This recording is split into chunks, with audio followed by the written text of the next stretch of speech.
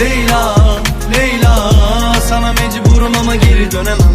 Eyvah, eyvah, ona yine geceleri zehir edemem.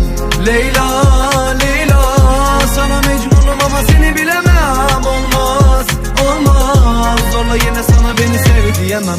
Ne yapsam nafile, bomboş, bir görsen halimi. Keşke yaşansa bir mucize, çok zor anlatsan derdimi. Yok yok, düşüyorum dara, beni geri verin bana.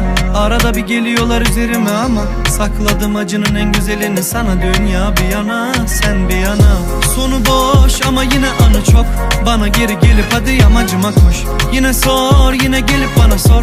Bulamazsan beni yalnızlara sor Leyla. Beni bana sor Leyla. Anılara sor Leyla.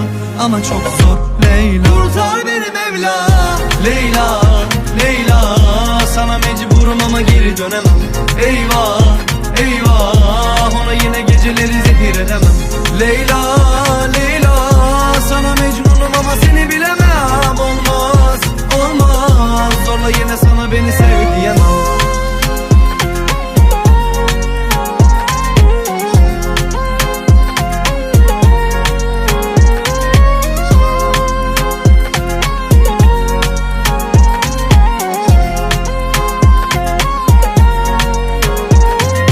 Günahı boynuma kaç, gel geri bana. Acıma ruhuma, açtığın yaralara ağlamam asla yok.